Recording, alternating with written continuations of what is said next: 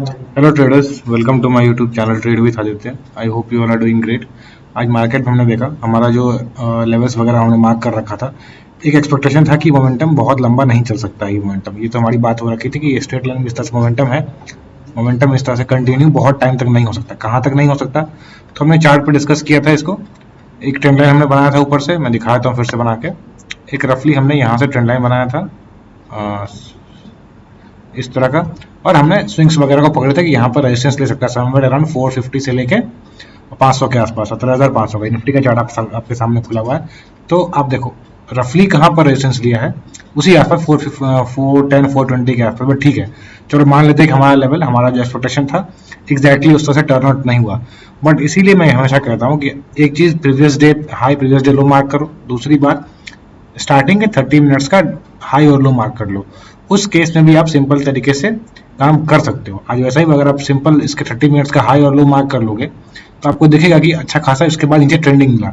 लेकिन अब ये कहना आसान है कि ट्रेंडिंग था, आराम से काम कर सकते थे। बट आज अगर आप ऑप्शन डेटा देखोगे, मार्केट दिख रहा है आपको क्या, मार्केट क्लियर कट, एक बार मैं ये ड्राइंग साइड हटा देता हूँ, एक मिनट। मार्केट आपको दिख रहा है कि मार्केट आराम से नीचे आया है, तो बड़ा अच्छा ट्रेंडिंग डे दिख रहा है लोगों को। बट अगर आप ऑप्शन चेन देखोगे, अगर आप बहुत डीप नहीं जाते हो, मतलब प्राइस के स्ट्राइक प्राइस के 1-200 पॉइंट ऊपर नीचे, मान लो सपोज यहाँ पर प्राइस है 17,360, तो 17,200 का अगर आप पी देखोगे तो उसका मूवमेंट किस तरह का था, बहुत ज़्यादा वोलाटाइल था। वो भी इस तरह से चल रहा है, ये नहीं कि अगर मार्केट नहीं जा रहा था इस तरह, आपके बार बार स्टॉप लॉसेस हिट होगा, फिर ऊपर जाएगा, फिर आप एंट्री करोगे, फिर आपका स्टॉप लॉस हिट हो जाएगा आपका टारगेट से पहले। तो मार्केट चला है नीचे की ओर, ठीक है ना।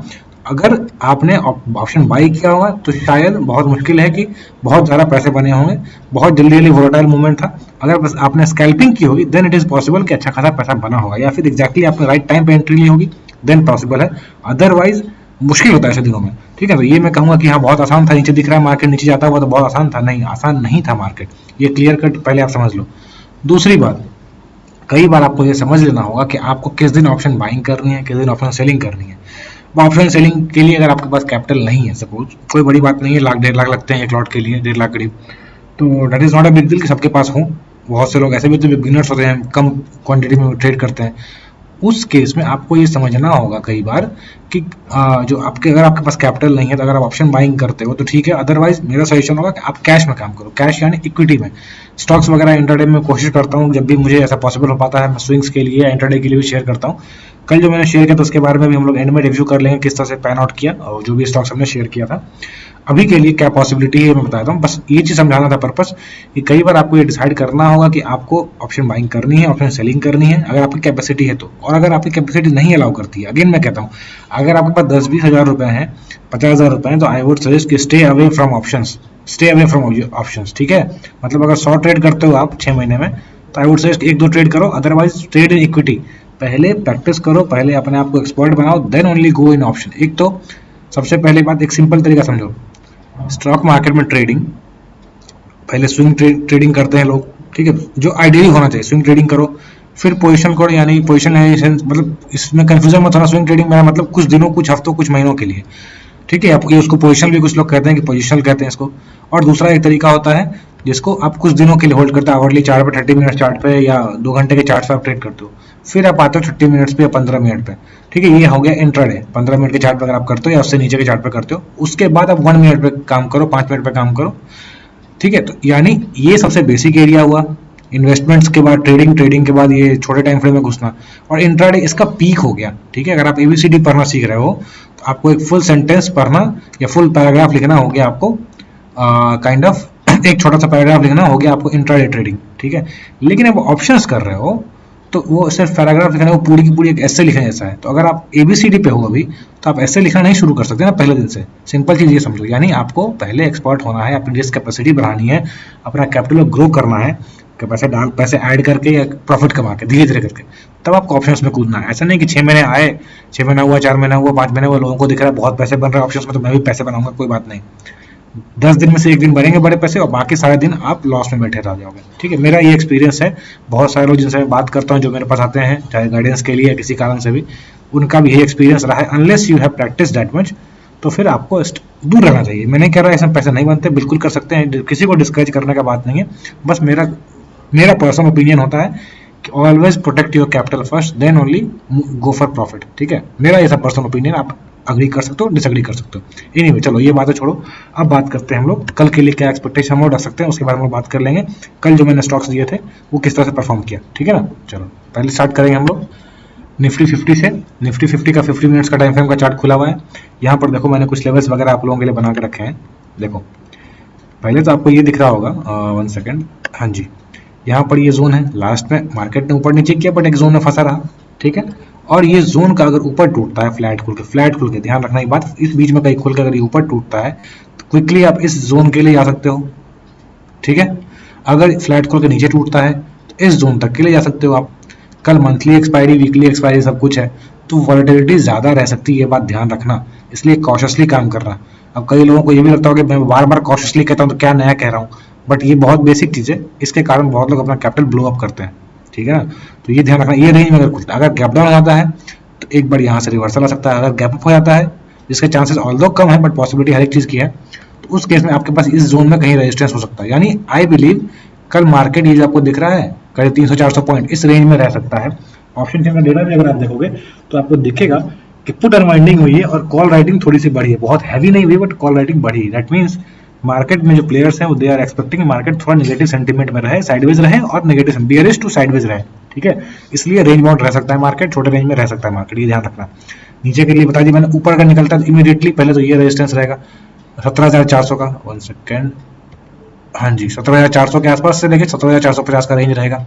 नीचे के लिए आई थिंक ये सपोर्ट इंपॉर्टेंट रह सकता है। अगर मार्केट एक बार नीचे आता भी है फिर वापस क्लोजिंग के लिए एक बार आई बिलीव 17,000 को प्रोटेक्ट करना चाहिए बायर्स को, ध्यान रखना, ठीक है। 10-20-50 पॉइंट ऊपर नीचे हो सकता है बट रफली 17,000 को प्रोटेक्ट करने की कोशिश हो सकती है बहुत स्ट्रांगली, ठीक है ना। चलो ये तो रही, इसके अलावा मुझे लाइव चार्ट में कुछ अगर दिखेगा लाइव मार्केट में तो I share with you on Telegram. अगर आप टेलीग्राम पर नहीं हो तो आई विल हाईली रिकमेंड कि आप वहाँ जाके मुझसे जुड़ सकते हो, वहाँ मेंबर्स वगैरह अपने सवाल भी पूछ सकते हैं और हम लोग स्टॉक आइडियाज भी डिस्कस करते रहते हैं वहाँ पे। अभी चलते हैं हम लोग बात कर लेते हैं निफ्टी बैंक का। अभी निफ्टी बैंक का भी देखो मैंने कुछ जोन्स वगैरह बना के रखे हैं, क्लियर कट आपको दिख रहा होगा। मैंने फिबोनाची से बताया था निफ्टी में भी और बैंक निफ्टी में भी कल के दिन। 1 सेकेंड, फिबोनाची का हाँ जी, यहाँ देखो इस लो से अगर हम लोग ड्रॉ करेंगे तो हमें दिखता है कि मार्केट 0.5 लेवल पे है, ठीक है। यहाँ आप देखो, गौर करो इस जगह पे, this is 0.5 and this is 0.618, यानी ये जोन तक मार्केट आराम से आ सकता है। ये जोन जो मैंने बना रखा है, ठीक है, इसको हटा देते हैं। ये जोन पे मार्केट आराम से आ सकता है, पॉसिबिलिटी है। अगर यहाँ पर रुकता नहीं, यहाँ पर आता है मार्केट, यहाँ रुकेगा नहीं, इस मोमेंटम को चेज करने के लिए एक बार ये ट्रेंड लाइन को भी टेस्ट कर सकता है, ठीक है ना। तो इस तरह का पॉसिबिलिटी मैंने निफ्टी में ही बताया आपको। 1 सेकेंड, अगर निफ्टी में देखो तो यहाँ भी ट्रेंड लाइन है बट यहाँ ट्रेंड लाइन का वीक दिख रहा है। मैंने टूटते ही निफ्टी में अगर वापस रिटेस्ट करने, then that will be a great opportunity to sell नीचे के लिए, ठीक है। बट अगर निफ्टी बैंक में देखोगे तो अभी स्पेस है, हो सकता है यहाँ पर आके एक बार ब्रेकडाउन भी कर देगा, गैप डाउन होता है तो मेरे हिसाब से ये ट्रेंड लाइन को एक्सटेंड करो और अगर ये ब्रेकडाउन होता है तो अगेन यहाँ पर से बाइंग आ सकती है, बहुत ज़्यादा स्पेस नहीं है यहाँ पर। तो सजेशन होगा कि या तो इसको ऊपर रिटेस्ट होने दो फिर शॉर्ट करो, या फिर यहाँ पर से रिवर्सल कर ट्रेड करो। मार्केट रेंज बाउंड रहने के बहुत ज़्यादा चांसेस हैं। 35,400 35,300 के आसपास का अच्छा खासा सपोर्ट हो सकता है और ऊपर के लिए आपको 36,500 मेजर सपोर्ट, मेजर रेजिस्टेंस रहेगा ही। आई बिलीव बहुत ज़्यादा ऊपर नहीं जाना चाहिए मार्केट को इस मोमेंटम के बाद। अगर गैप अप खुलता है तो अलग बात होगी, फिर मूवमेंटिंग अलग हो सकती है। मैंने समझाया था कल भी किस तरह का स्ट्रक्चर बन रहा है, रफली इस तरह का। तो ये मोमेंटम भी कंटिन्यू हो सकता है और ये पुल बैक हेल्दी है, अच्छी बात है पुल बैक आया है। अगर ये बहुत लंबा जाता तो बिना रेस्ट किए तो फिर बड़ा लंबा फॉल भी आता। जब भी आप दौड़ते हो, छोटा छोटा दौड़ लगाते हो रेस्ट करते हुए, तो आप आराम से बहुत लंबा चल सकते हो। बट अगर आप इस तरह चलते हो कि रुके ही नहीं रुके, तो फिर आपको फॉल कर, फिर आप अगर बहुत लंबा दौड़ते हो या रुके तो फिर आपको जब हॉल्ट करते हो तो आपको रुकना भी ज़्यादा टाइम पड़ता है ना, वेट भी मतलब रेस्ट भी ज़्यादा होता है। ये चीज़ अच्छा है, मार्केट थोड़ा थोड़ा हॉल्ट करते रहे, दैट इज गुड, ठीक है ना। तो अगर इस जोन के ऊपर निकलता है 36,350 के ऊपर, क्विकली आप यहाँ तक के लिए 600-500 के लिए 100-150 पॉइंट के लिए आप बाइंग कर सकते हो। बट फ्लैट खुल के, अगर फ्लैट खुल के यहाँ पर इसी आसपास खुल के नीचे आता है, ट्रेंड लाइन का सपोर्ट है यहाँ पर, प्लेन लाइन का सपोर्ट तक के लिए आप बाई कर सकते हो, शॉर्ट कर सकते हो। अदरवाइज ब्रेकडाउन अगर हो जाता है, गैप डाउन हो जाता है तो रिटेस्ट होने देना, रिटेस्ट के बाद शॉर्ट करना, ठीक है। ये सिंपल है, इसमें कोई रॉकेट साइंस की बात नहीं। आई बिलीव कल मार्केट साइडवेज टू बियरिश होना चाहिए। साइडवेज टू बियरिश यानी बहुत ज़्यादा ऊपर नहीं जाएगा और नीचे जाएगा, चांसेस है कि नीचे सपोर्ट हमारे यहाँ तक ना आए, इस जोन में कहीं पर एक बार स्टॉप लॉस हिट करे लोगों के, उसके बाद वापस ऊपर क्लोजिंग दे दे। पॉसिबिलिटी है ये, एग्जैक्टली ऐसा होगा नहीं होगा, बिल्कुल चांसेस है मार्केट आपके एक्सपेक्टेशन को हमेशा फेल करता है। आप ऐसा मान के चलो, प्रीवियसली एज्यूम करे कुछ नहीं चलना है, आपको मार्केट खुलेगा वहां पर अपने स्टडी को देखना है, क्या मेरा स्टडी कल के दिन जो मैंने स्टडी किया था क्या वो काम का है, नहीं है तो वापस मार्केट थोड़ी देर वॉच करना है। ये नहीं कल की स्टडी अगर फेल हो गई, जैसे कल हमने जो डिस्कस किया था, अब अगर आज वो फेल हो गया तो क्या मार्केट से दूर हो जाना, नहीं, हमें काम करना है। तो या तो आप एक चीज कर सकते हो कि नहीं आज मैं ट्रेड नहीं करूंगा, बिल्कुल ठीक है, इसमें कोई गलत बात नहीं है। या फिर आप ये कर सकते हो कि मैं 1 घंटे आधे घंटे मार्केट को देखूंगा करना क्या चाह रहा है मार्केट, आधे घंटे 1 घंटे 2 घंटे 2.5 घंटे, जब तक मुझे मार्केट का समझ नहीं आएगा तब तक मैं ट्रेड नहीं करूंगा। जब समझ में आएगा then only I will risk my money, वो पैसा आपकी मेहनत से कमाया हुआ है, तो आपको गैम्बल नहीं करना है, ठीक है ना। चलो अभी हम लोग बात कर लेते हैं कि हम लोगों ने कल के दिन जो डिस्कस किया था स्टॉक्स, जो मैंने सुबह में शेयर किया था चार्ट्स इंट्राडे के लिए, वो किस तरह से परफॉर्म किया। अभी देखो पहला बजाज फिनसर्व है, मैंने शेयर किया था कि ऊपर जा सकता है, 30 मिनट्स का चार्ट मैंने शेयर किया था ऊपर जा सकता है, बट हुआ क्या, ऊपर गया नहीं, मार्केट नीचे गया। देखो अगर मार्केट बियरिश हो तो आपको बाय वाले ट्रेड्स नहीं देखने, आपको मैंने दोनों तरह के ट्रेड्स दिए थे, तो बाय वाले ट्रेड्स को अवॉइड करके शॉर्ट वाले ट्रेड चुनने हैं आपको, ठीक है ना। हमेशा अगर मार्केट नीचे है तो जो स्टॉक नीचे आ रहा है उसमें ट्रेड करेंगे, जो ऊपर जा रहा है उसमें क्यों ट्रेड करेंगे, पॉसिबिलिटी है वो वापस प्रॉफिट बुकिंग करने के नीचे आ जाए मार्केट के। अगर हवा नेगेटिव है तो आपका स्टॉक भी नेगेटिव हो सकता है, एक बार ऊपर खुलेगा भी, चांसेस है कि हवा के साथ वो भी नीचे आ जाए, ठीक है, हवा मतलब मोमेंटम। अब देखो ये बजाज फिनसर्व ट्रेड हमारा एक्टिवेट नहीं हुआ, मुथूट फाइनेंस ट्रेड एक्टिवेट नहीं हुआ, क्लोजिंग ही नहीं उसके ऊपर हुआ, तो ब्रेकआउट हुआ ही नहीं, तो कोई बात ही नहीं, नीचे की ओर है। मैंने कहा ऊपर जाने वाले स्टॉक भी नीचे आ जाएंगे अगर हवा उल्टे डायरेक्शन में रहेगी तो। अब देखो स्टेट बैंक ऊपर जाने का था, नहीं गया, ऊपर गया, प्रॉफिट बुकिंग आ गई। मैंने कहा ना अगर डायरेक्शन उल्टा है तो डायरेक्शन में क्या होगा, प्रॉफिट बुकिंग आएगी, नीचे तक जाएगा, ठीक है। अब यहाँ पर देखो मैंने इसके बारे में कहा था ल्यूपिन के बारे में कि अगर ये ब्रेकडाउन करेगा ऊपर गया, बट अगेन हवा नीचे की थी, नीचे गया। अगर किसी ने यहाँ पर ये ब्रेकडाउन देखो, किसी को अगर प्राइस एक्शन की समझ है तो सिंपल चीज एक वो दिखेगा आपको, ब्रेकडाउन है, इस जगह ब्रेकडाउन हुआ, रिटेस्ट रिटेस्ट एंड अगेन इस जगह पे क्या हुआ है, ट्रेंड लाइन का रिटेस्ट, तो यहाँ पर भी शॉर्ट कर सकते हैं। बट अगर आपने नहीं किया, इसके ब्रेकडाउन का शॉर्ट किया तो आराम से फिर भी आपको पहला टारगेट अचीव हो गया, ठीक है ना, क्लियर कट 2 कैंडल में ही अचीव कर दिया प्राइस ने उस टारगेट को। तो ये पॉसिबिलिटी, ये हमारा काम किया, ये स्टॉक हमारा प्राइस एक्शन हमारे हिसाब से चला। दूसरा देखो बैंक ऑफ बड़ौदा ऊपर जाने के चांसेस है, अगर किसी ने इमीडिएटली ट्रेड लिया होगा तो पहला टारगेट अचीव हुआ होगा, बट उसके बाद प्रॉफिट बुकिंग। अगर आपने फर्स्ट 15 मिनट में ट्रेड नहीं लिया कोई बात नहीं, उसके बाद मार्केट नीचे आया, अच्छा खासा आपको टारगेट दे दिया होगा, 1:2 1:1.5 आराम से मिल गया होगा। इंट्राडे में 1:1.5 it is more than enough. Ipca लाभ के बारे में हमारी बात हुई थी, काम तो किया, ब्रेकडाउन तो आया हमारे हिसाब से, बट उससे पहले ऊपर खुला, अभी तक टारगेट अचीव नहीं हुआ है, ठीक है। तो ये हमारे हिसाब से एग्जैक्टली नहीं चला है, बट हमारे डायरेक्शन में चला है। ग्रैंड न्यूज की बात की थी, ये तो ट्रेड एक्टिविटी नहीं हुआ क्योंकि ब्रेकडाउन ही नहीं हुआ इस सेटअप का, ठीक है। यहाँ पर देखो डाबर की बात हुई थी, डाबर ने बहुत ही बेहतरीन यहाँ पर ब्रेकडाउन दिया है और आराम से आपको टारगेट अचीव किया है, बहुत अच्छा 1:2 का टारगेट भी इसमें मिल जाता है आराम से, ठीक है ना। So this was it trader, I hope आपको ये एनालिसिस पसंद आई। इस तरह के और भी स्टॉक्स अगर मुझे कल के लिए दिखेंगे तो I share with you let night, या फिर सुबह में early morning I share with you all.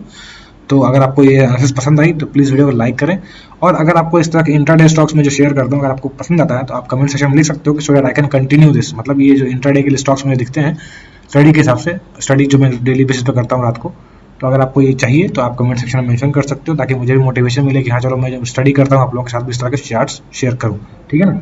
चलो दिस वाज इट। अगर आपको ये वीडियो पसंद आए तो प्लीज़ वीडियो को लाइक करें, अपने दोस्तों के साथ भी शेयर करें ताकि उनको कुछ बेनिफिट मिल सके। If you are new to my channel kindly subscribe my channel, subscribe button के पास जो बेल आइकन है उसको हिट कर दीजिए ताकि कोई भी अपडेट्स आपसे मिस ना हो। और आपने अगर मेरी इंट्राडे वाले स्ट्रेटजी, बहुत ही सिंपल स्ट्रेटजी मैं स्टॉक से बताया था, निफ्टी बैंक और निफ्टी के लिए नहीं, मैंने स्टॉक्स के लिए बताया था, काम उसमें भी करेगा, इंडेक्स में भी करेगा।